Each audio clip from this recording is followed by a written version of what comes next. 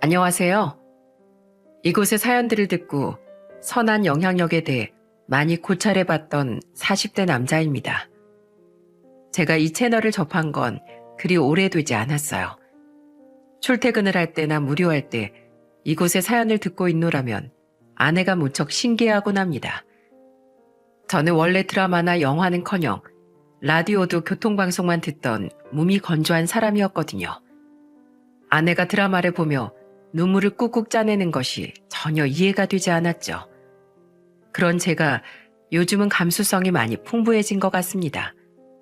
때론 이곳의 사연이나 드라마를 보고 들으며 아내보다 왕방울만한 눈물을 뚝뚝 흘리기도 하거든요.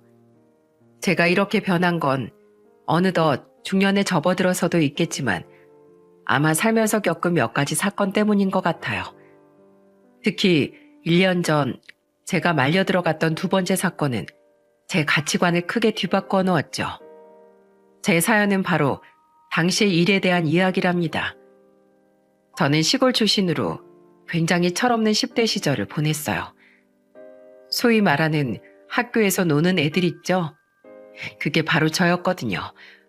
물론 친구를 괴롭히거나 돈을 빼앗는 등 악질 같은 짓은 하지 않았지만 밤마다 친구들과 어울려 오토바이를 타러 나가고 법적으로 학생에게 허락되지 않은 음주 가물을 즐기곤 했죠. 오빠, 조용히 들어와. 엄마 여태까지 오빠 기다리다가 이제 자러 들어가셨어. 문 열어줘서 고맙다 내 동생.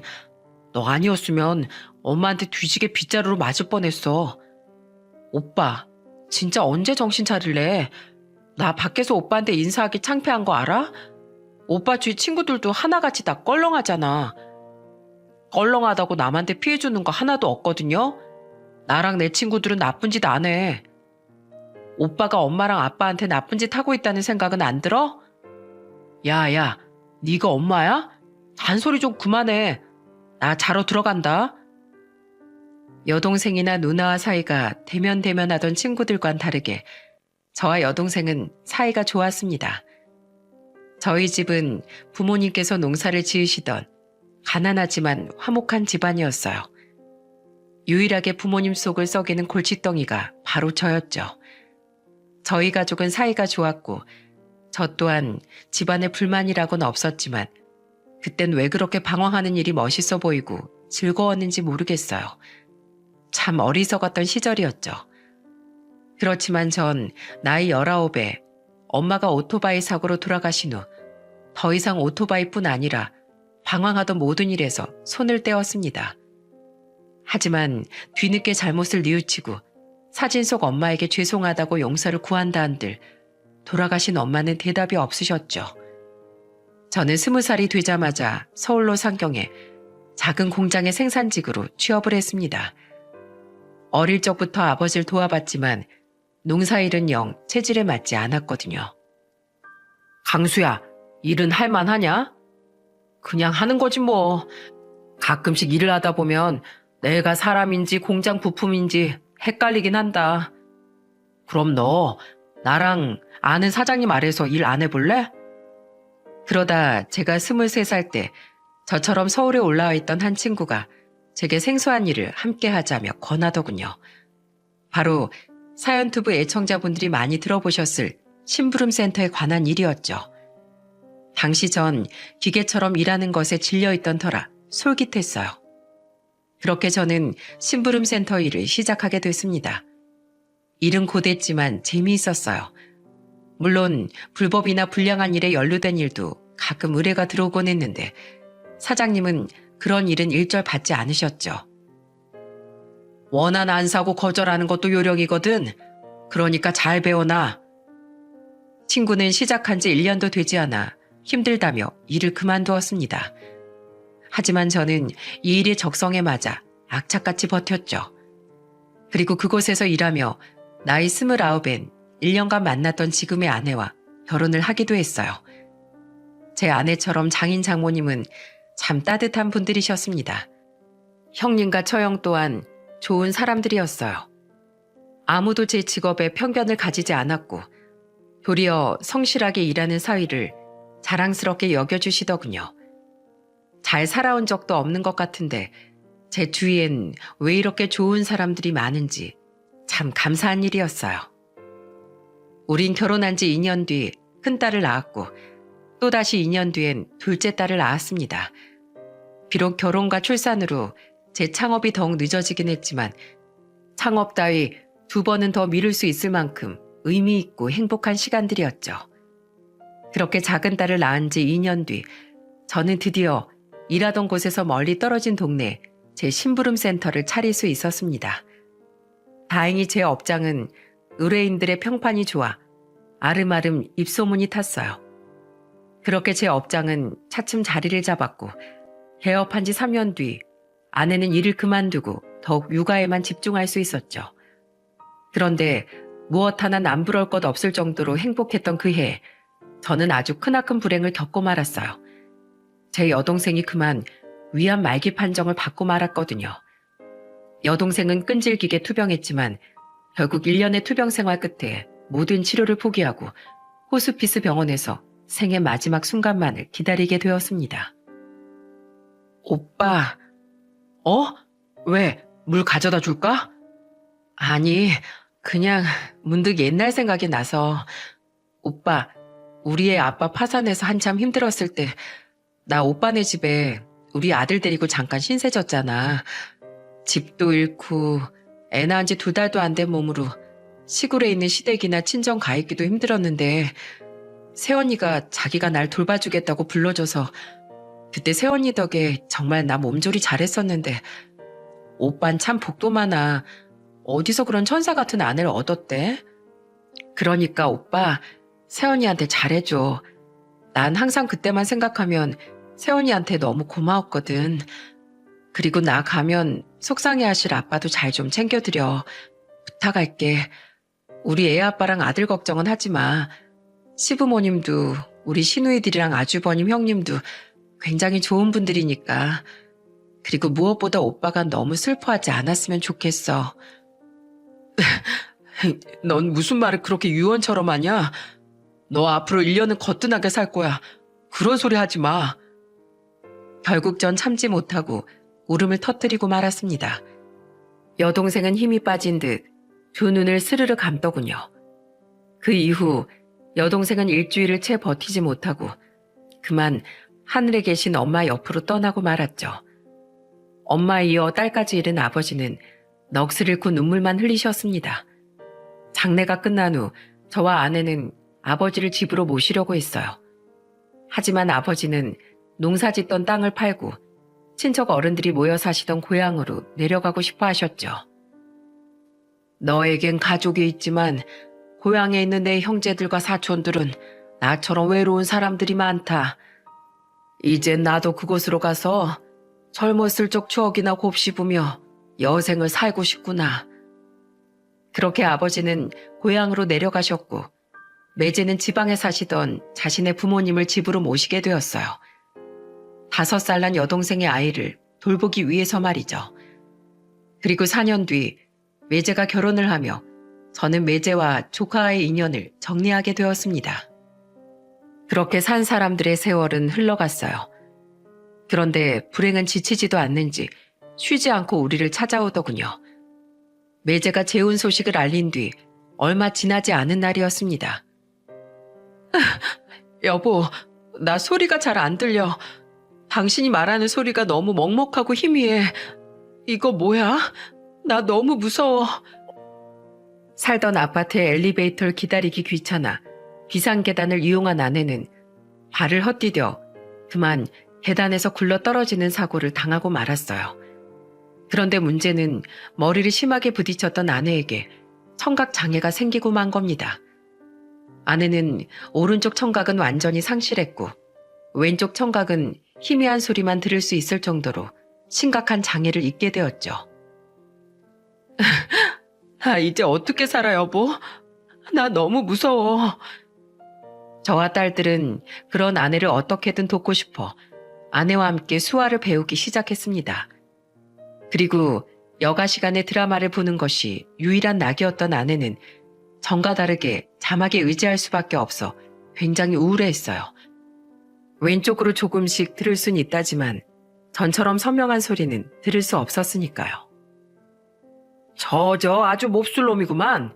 여보, 지금 저놈이 뭐라는 줄 알아? 바람나서 자기 마누라 버린 주제에 아주 뻔뻔하게가 이럴 데가 없어. 저런 놈은 아주 그냥 매가약인데. 저는 그런 아내에게 어떻게든 활기를 불어 넣어주고 싶었습니다. 그래서 전 생전 보지도 않던 일일 드라마를 아내 옆에부터 함께 보기 시작했어요. 최대한 집중해서 드라마를 보며 수화로 아내에게 드라마 내용을 설명해 주었죠. 물론 요즘은 시대가 좋아 OTT 프로그램을 이용하면 얼마든지 자막을 볼 수 있었지만 제가 뭐라도 아내와 함께하고 있다는 사실을 아내가 알고 즐거워해줬으면 했거든요. 괜히 더 과장된 표정을 지으며 열심히 수화를 하는 제 모습이 아내는 꽤나 즐거웠던 모양입니다. 아내가 조금씩 웃자 딸들도 나름대로 자기들끼리 노력을 시작하더군요. 딸들은 그날 학교에서 있었던 일을 매일같이 아내 곁에 붙어 수화와 함께 이야기하기 시작했어요. 언니, 그렇게 설명하면 안 되지. 더 실감나게. 그치, 아빠? 지금도 좋긴 한데 조금만 더 노력이 필요할 것 같다. 안 되겠다. 너희 둘 다 이 아빠가 특별 강의를 해줄게. 실감나는 연기란 말이야. 어떻게든 집안의 분위기를 밝게 만들고 싶어 저는 최선을 다해 아내와 딸들에게 너스레를 떨었어요. 무뚝뚝하던 저의 그런 모습을 보고 아내뿐만 아니라 딸들까지 굉장히 좋아하더군요. 저 또한 의도치 않게 딸들과도 가까워진 것 같아 계기는 마음 아프지만 최대한 긍정적으로 생각하기로 했습니다. 우리 가족과 아내 스스로는 차츰 장애에 익숙해졌고 아내는 다시 기운을 찾기 시작했어요. 밝아진 아내의 모습을 보고 특히 장인 장모님께서는 눈물을 흘리며 제게 고마워하셨죠. 그렇게 아내가 사고가 난 지 2년쯤 흐른 어느 날 제 심부름센터에 한 젊은 여자가 찾아왔습니다. 등에는 굉장히 작은 아기가 엎여 있었고 여자의 표정은 굉장히 지쳐 보였어요. 네, 그 사람이 바로 오늘 이 사연의 주인공입니다. 그 여자와의 만남으로 인해 앞으로의 제 일상에 큰 변화가 생길 거라곤 처음에 미처 상상도 하지 못했죠. 그런데 그 여자는 제게 대뜸 자신은 돈이 별로 없다고 말하더군요. 저희 애아빠를 찾고 싶은데요. 죄송하지만 사장님, 제가 지금 돈이 별로 없어서요. 그러더니 그 여자는 주머니에서 고이 접혀있는 2만 원을 펴서 제게 건네더라고요. 저는 그 돈을 보자마자 난색을 표했습니다. 죄송하지만 저는 일을 못 맡을 것 같네요. 제가 저렴하게 해드릴 순 있어도 2만 원에 힘들어요. 전 자선사업가가 아니라서요. 일 한 번 하는데 드는 시간과 비용이 얼만데 일을 2만 원에 해준답니까? 제가 이 일을 하며 보람을 느낀다지만 책임질 식구가 셋이나 있는데 무료에 가까운 봉사를 해줄 여유까지는 없었죠. 그러자 그 여자는 제 손을 덥석 잡으며 애원을 하기 시작하더군요. 제가 나머지 돈은 나중에라도 꼭 갚을게요, 사장님.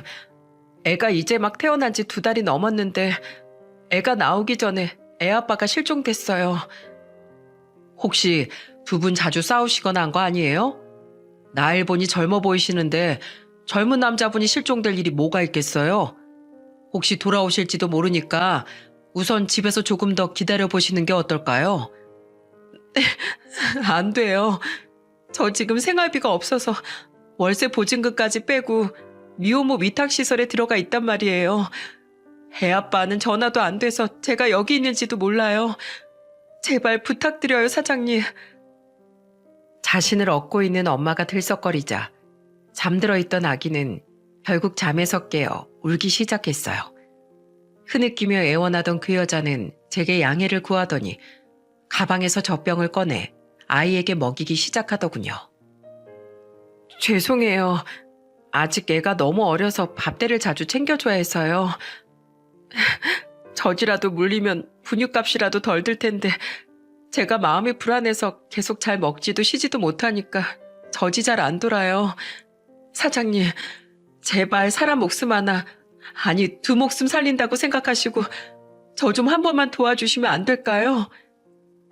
여자의 애원보다 눈물을 흘리며 아기에게 젖병을 물리는 여자의 모습에 마음이 흔들렸습니다. 먼저 세상을 떠난 제 여동생 생각이 나서 말이죠. 매제의 사업이 망한 뒤 저희 집에서 조카와 머물던 시절 매제 생각에 펑펑 울면서도 조카에게 젖병을 물리던 여동생의 모습과 여자가 겹쳐 보였거든요. 아직 어린 아기를 데리고 하염없이 남편을 기다리는 여자의 불안함을 과거 여동생을 통해 지켜본 저는 잘 알고 있었어요.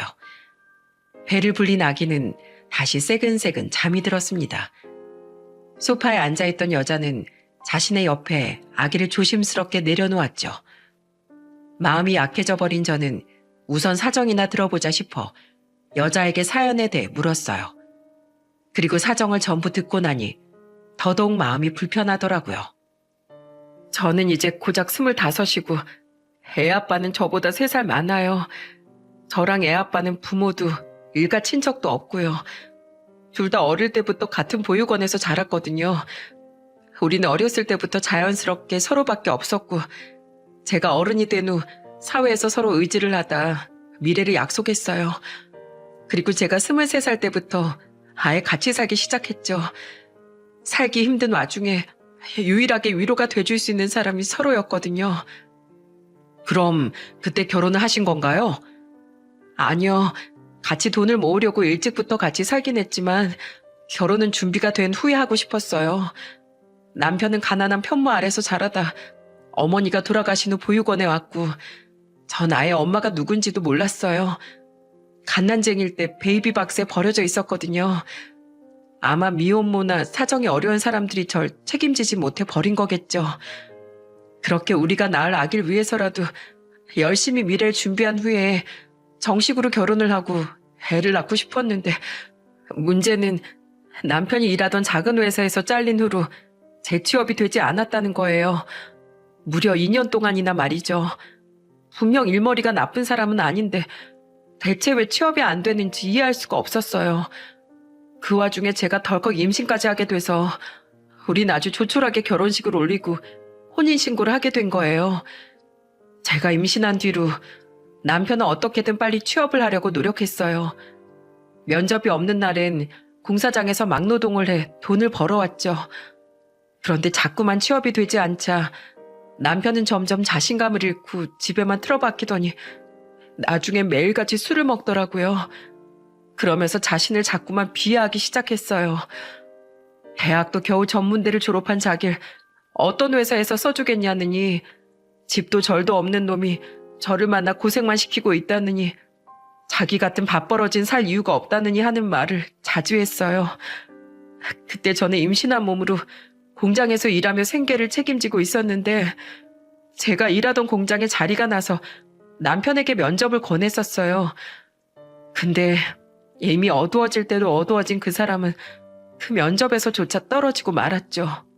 근데 그날 이후 남편은 한동안 술도 안 먹고 사람이 그저 멍해 있더라고요. 그러다 다시 막노동을 나가기 시작했는데 다시 일을 나간 지 2주 만에 갑자기 남편이 사라졌어요. 그때 저는 임신 5개월 차였고요.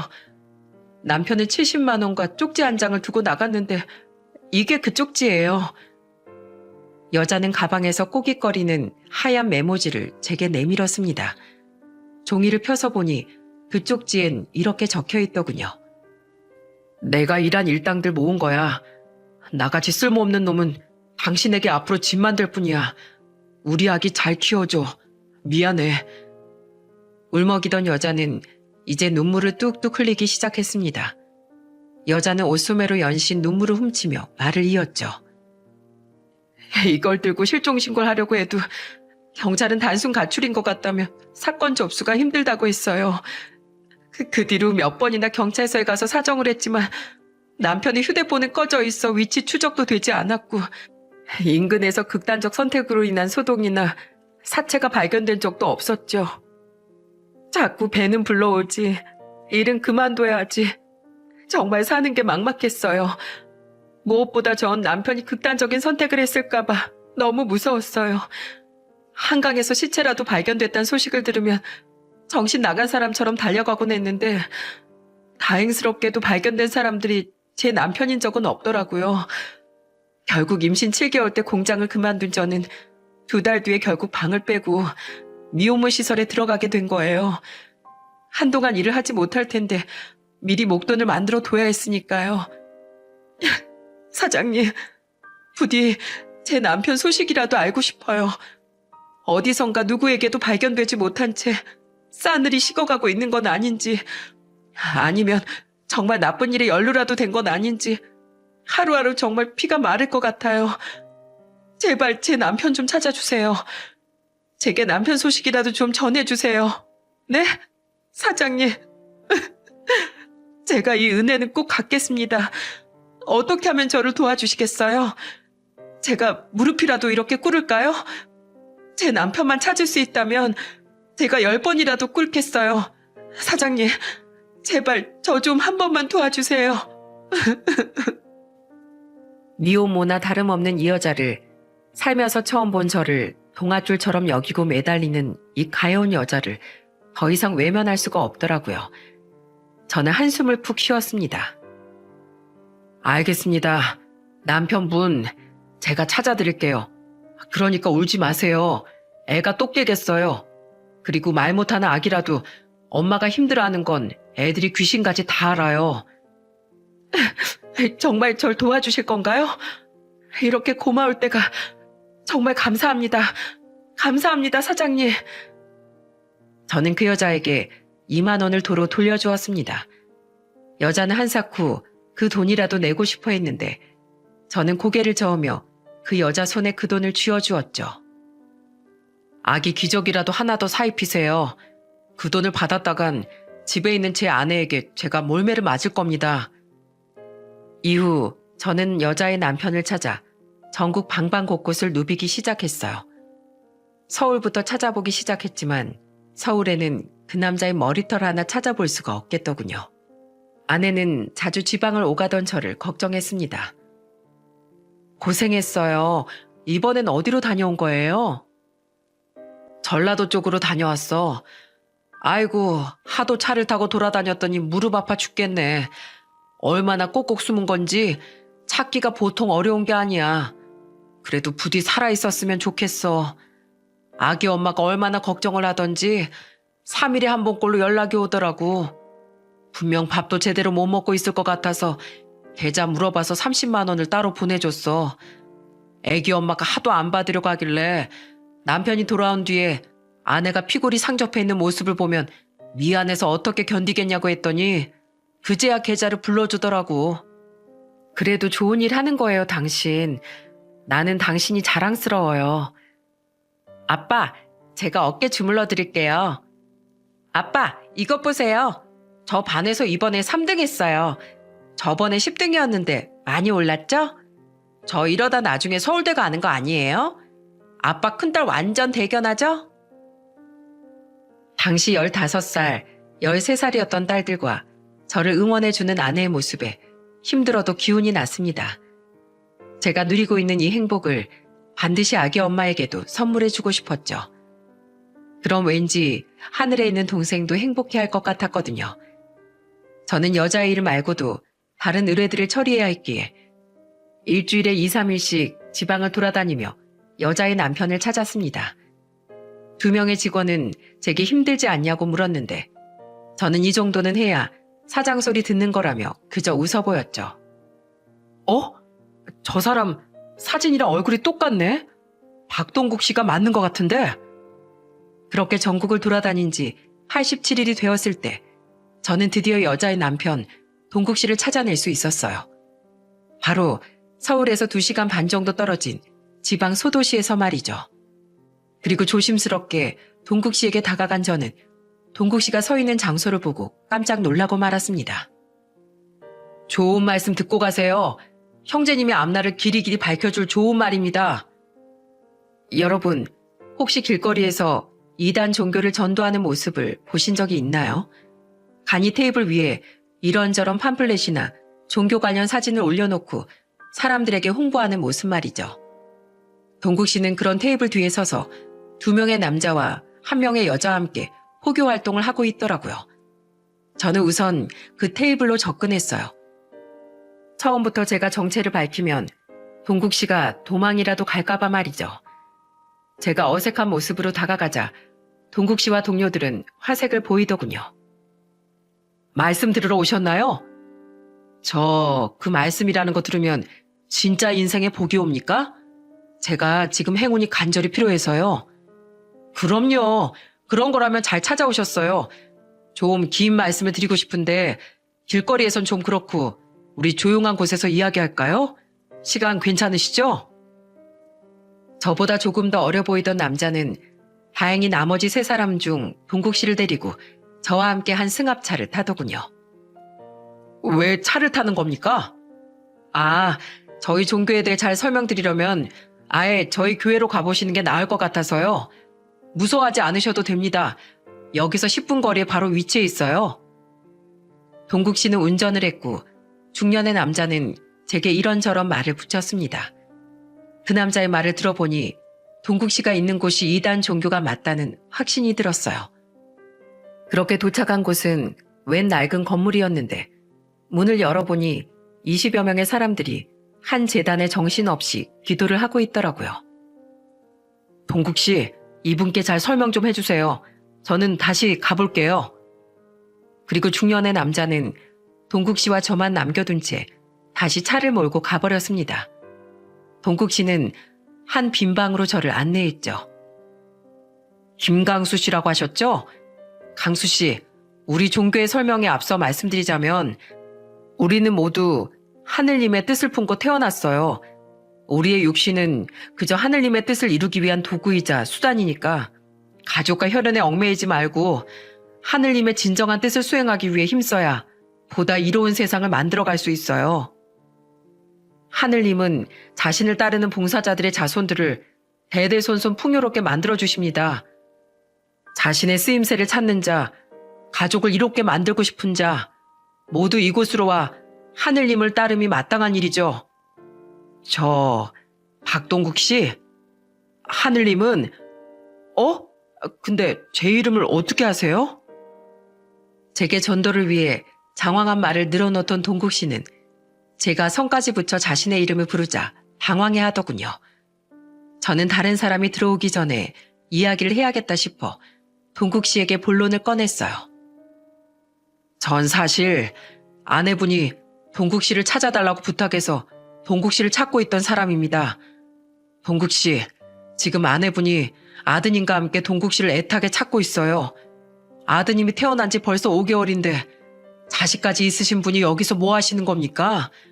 얼른 저와 함께 가족들 품으로 돌아가시죠.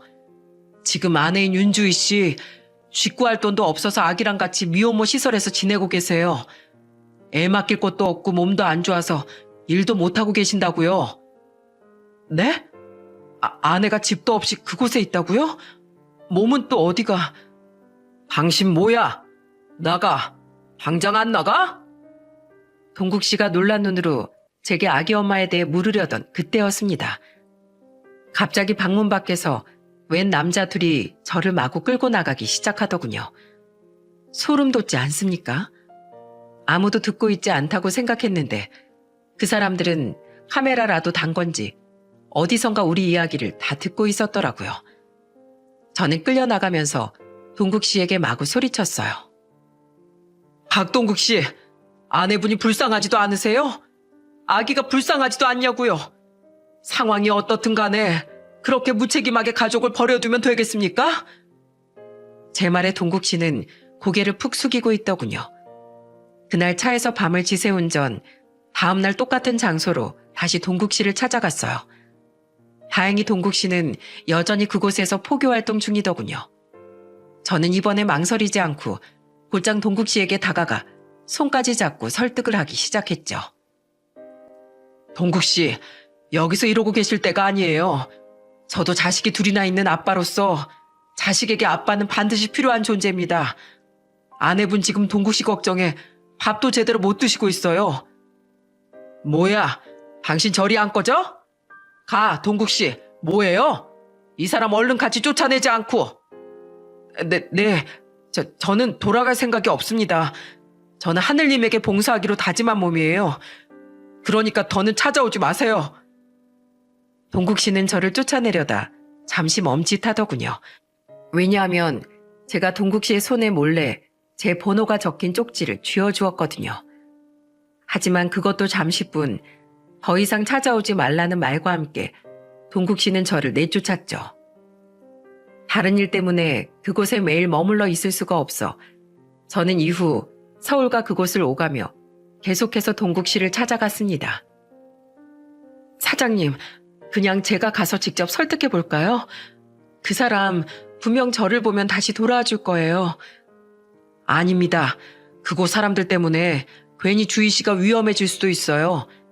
안전하게 만날 수 있을 때 제가 부를 테니까 우선 기다려주세요.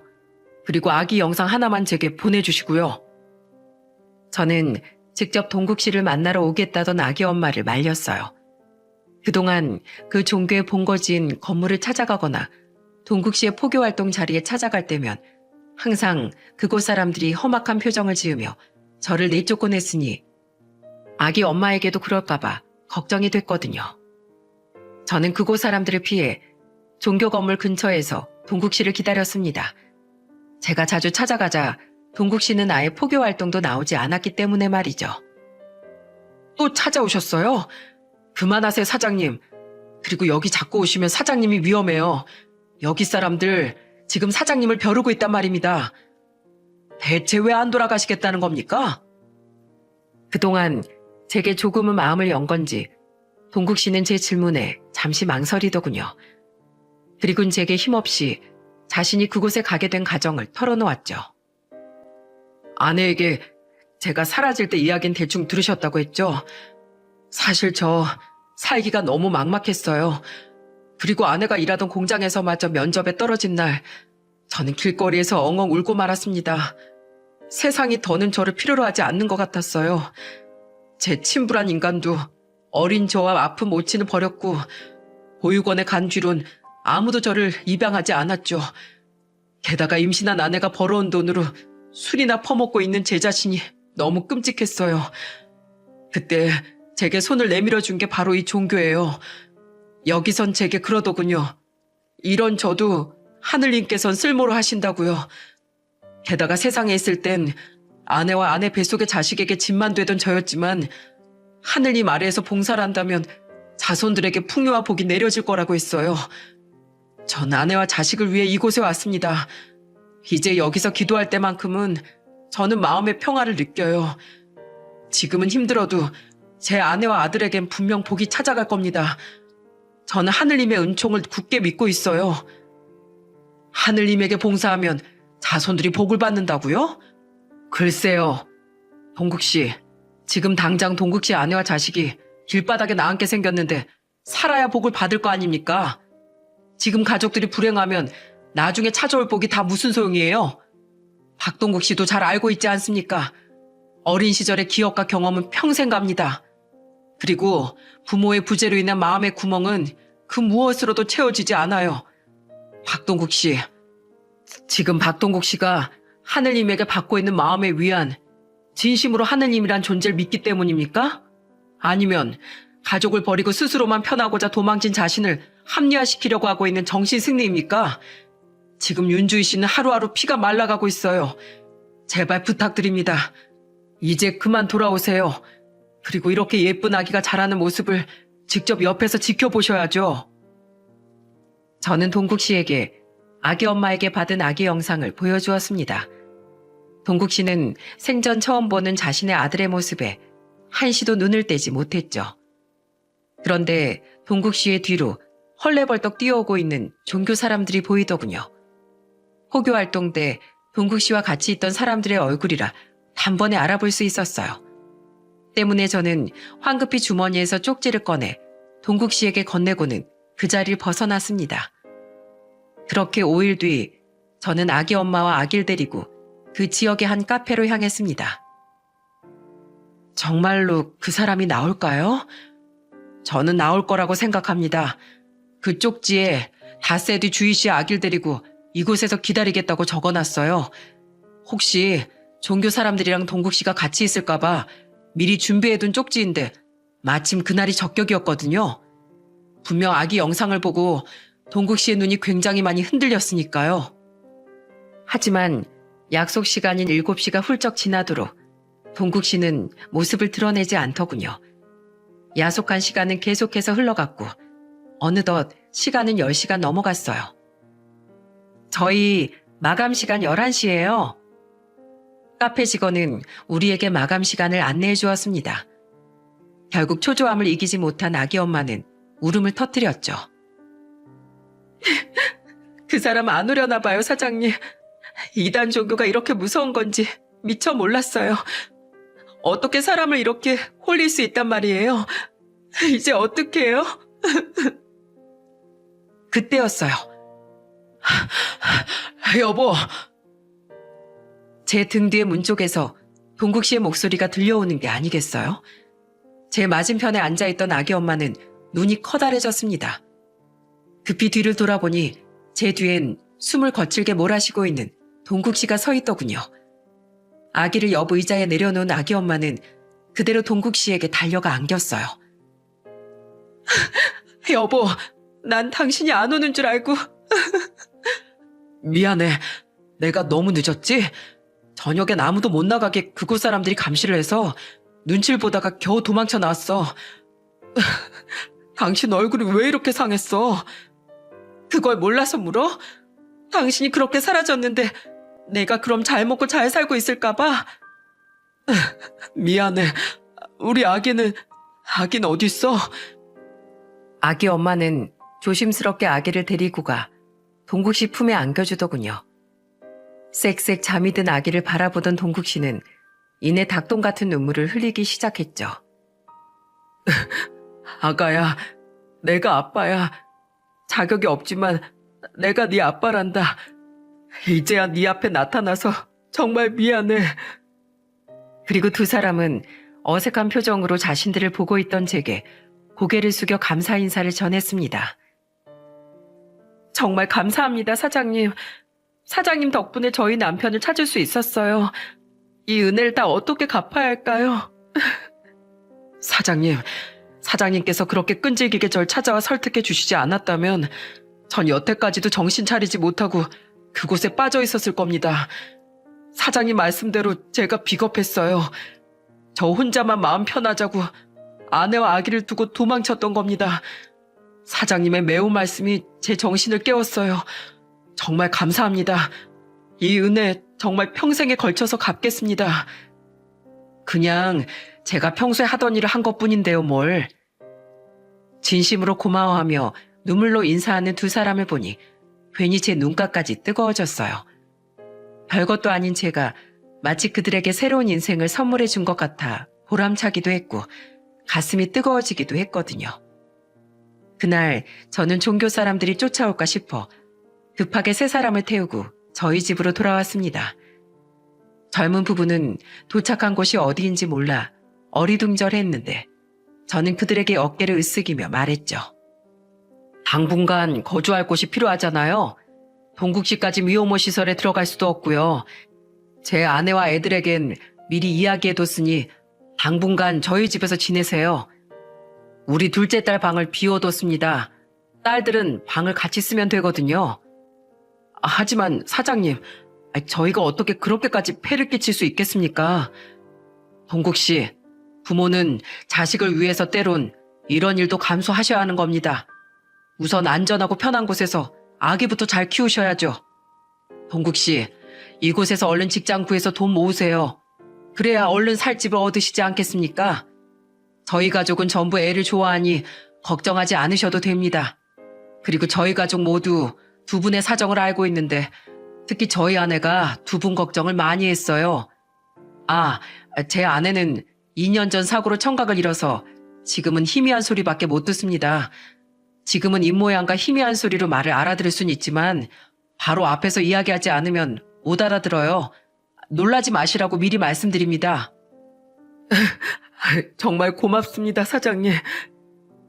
저는 또다시 눈물을 글썽이는 두 사람을 데리고 집으로 들어갔어요. 새벽 2시가 넘은 시간이었지만 아내는 자지 않고 우리를 기다리고 있더군요. 그리고 잠들었던 우리 딸들도 방에서 나와 세 사람에게 예의 바르게 인사를 했죠. 시장하시죠? 얼른 식사부터 하세요. 거의 다 도착했다고 해서 제가 막 바쁘고 국도 새로 데워서 퍼놓은 거예요. 아기는 저한테 맡기시고요. 아내는 그 늦은 시간에도 상다리가 부러지게 음식들을 차려놨더라고요. 참 천사 같은 사람이었죠. 허기가 졌는지 젊은 부부는 허겁지겁 밥을 먹기 시작했습니다. 그리곤 서로 잠시 눈이 마주치더니 다시 눈물을 뚝뚝 흘리더라고요. 미안해, 여보. 앞으로 내가 정말 잘할게. 나 정말 열심히 살게. 아니야. 내가 당신한테 더 힘이 될 수 있는 사람이 되게 노력할게. 돌아와줘서 정말 고마워, 여보. 아기를 안고 있던 아내는 저를 보며 웃으며 속삭였어요. 대충 둘이 화해하고 있는 거죠? 아유, 울어도 예쁘다. 청춘이네요. 저렇게 젊은데 지금 새로 시작한다고 한들 두려울 게 뭐가 있겠어요. 그때까지 우리가 인생 선배로서 잘 지켜주자고요. 이후 동국 씨는 취업을 준비하며 대리운전을 뛰기 시작했습니다. 그리고 10군데가 넘는 곳에 면접을 본 결과 한 군데의 중소기업과 2군데의 공장 생산직에 합격을 했어요. 거봐, 노력하면 좋은 결과가 있기 마련이라고 했잖아. 예전엔 그저 자네 운이 조금 안 좋았을 뿐인 거야. 나도 겪어보니 불행이 몰려오는 시기가 사람 인생엔 반드시 있기 마련이더라고. 동국 씨는 그중 연봉이 가장 높았던 공장으로 취업을 했습니다. 취업을 하기까진 무려 5개월이란 시간이 걸렸지만 그동안 힘들었던 시간에 비하면 충분히 짧은 시간 만에 이룬 쾌거였죠. 동국 씨 부부는 우리와 1년 2개월간을 함께 지냈습니다. 그동안 서로 울고 웃으며 우린 수많은 추억들을 공유했죠. 1년하고 한 달이 조금 넘은 어느 날, 동국 씨 부부는 제게 100만 원을 내밀며 이렇게 이야기했어요. 아니, 이게 뭔가? 제 아내가 꼭 드리고 싶어 했어요. 그때 무료로 저를 찾아주셨잖아요. 그 일에 대한 값입니다. 물론 이 돈이 많이 적은 금액이라는 거 알아요. 특히 사장님께서 저희에게 해주신 일에 비하면 턱없이 부족한 금액이겠죠. 그래도 그동안 저희가 모은 원룸 보증금 빼고 지금 마련할 수 있는 최대한의 금액이니까 부디 먼저 이 돈이라도 받아주세요. 그리고 저희 집 알아봤어요. 내일 알아본 원룸 계약하러 가려고요. 언제까지 사장님께 신세 질 수는 없는 노릇이잖아요. 저도 엄연한 가장인데 얼른 제 스스로 저희 식구들을 책임져야죠. 그동안 정말 감사했습니다, 사장님. 앞으로 두고두고 찾아뵈며 은혜는 꼭 갚아 나가겠습니다. 원룸을 구했어? 사람 참, 기다려봐. 안 그래도 내가 조만간 동국 씨랑 주희 씨한테 주려고 했던 게 있어. 저는 서랍에서 수표가 든 돈 봉투를 꺼냈습니다. 봉투를 열어본 두 사람은 입이 떡 벌어지더군요. 이건 사장님, 저흰 이거 못 받습니다. 저희도 염치라는 게 있어요. 내가 그랬지? 부모 낳길 위해서 체면 따윈 접어둘 줄 알아야 한다고. 그냥 준다는 거 아니야. 살면서 갚아. 우리도 형편이 여의치 않아서 그게 해줄 수 있는 최대한이야. 요샌 월세가 아니라 반전세 매물도 많다며? 보증금 올려서 찾으면 비교적 월세 저렴한 반전세 매물 찾을 수 있을 테니까 다시 알아봐. 얼른 돈을 모아야 집도 넓히고 아기를 위해서 저축도 할 수 있지 않겠어? 사장님. 결국 두 사람은 다시 눈물을 터뜨리고 말았어요. 그런 두 사람을 지켜보던 저와 아내는 괜히 눈가가 붉어져 코를 훌쩍거렸죠. 사람들이 왜 이렇게 눈물이 많아? 그만 울어. 두 사람 때문에 나까지 괜히 눈물이 많아졌잖아. 앞으로 꼭 잘 살아. 알았지? 그 모습을 보여주는 게 우리한테 은혜를 갚는 일이야. 그렇게 두 사람은 다시 집을 구하기 시작했고 한 달 뒤 우리는 아쉬움을 뒤로하고 작별 인사를 하게 되었습니다. 동국 씨 부부가 이사를 간 지도 벌써 1년이 지난 지금 동국 씨는 여전히 성실하게 일을 하고 있답니다. 천천히 갚으라니까. 이 사람도 참 말 안 들어. 또 50만 원 보낸 거예요? 빨리 돈 갚겠다면서 매달 월급을 받자마자 50만 원씩 보낸 지도 딱 1년이 됐네. 거기다가 2달에 한 번씩 우리 집에 저녁 먹으러 올 때마다 애들한테 용돈도 주잖아. 주지 말래도 언제 받은 건지 애들이 막 자랑을 하더라고. 그러는 당신도 꼭 돌아가는 동국씨나 주희씨 주머니에 30만 원씩 찔러 주잖아요. 그 사람들도 고마워서 그런 거겠죠 뭐. 그래도 요즘 두 사람 보면 마음이 참 좋아요. 항상 웃고 있는 모습이 너무 예쁘잖아요. 아기도 많이 커서 걸어 다니는 걸 보면 언제 자기 엄마 등에 그렇게 껌딱지처럼 붙어 있었나 싶다니까요. 이렇듯 우리 두 집안은 여전히 사이좋게 교류를 하며 살고 있습니다. 17, 15이 된 저희 딸들은 두 사람을 삼촌, 숙모라고 부르면서 잘 따르더라고요.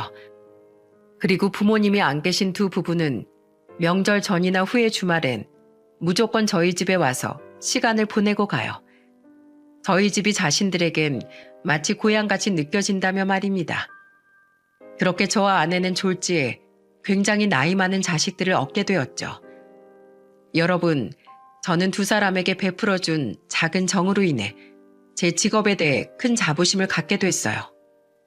얼마 전 이곳 사연튜브에도 저와 같은 직업을 가진 분의 사연이 올라왔더군요. 그 사연을 듣고 제가 얼마나 뿌듯해했는지 모릅니다. 이 직업을 가진 사람들도 마음만 먹으면 선한 영향력을 보일 수 있다는 사실을 그분도 저와 함께 증명해 나가고 있는 셈이니까요. 여러분, 솔직히 가정이 있으니 자주는 못하겠지만 저는 앞으로도 이들 부부처럼 어려운 상황에 처한 사람을 만나게 된다면 기꺼이 도움의 손길을 내밀 생각이에요. 아무것도 아닌 저 한 사람의 도움으로 인해 사람들의 인생이 긍정적으로 바뀔 수 있다는 사실을 몸소 체험했기 때문에 말이죠.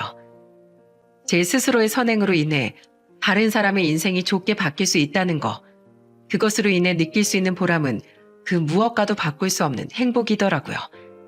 이렇듯 저는 꼭 검사, 변호사 등 멋진 직업을 갖고 있지 않은 평범한 사람이라도 세상을 이롭게 만들 수 있다는 이야기를 하고 싶어 이 사연을 보내게 되었습니다.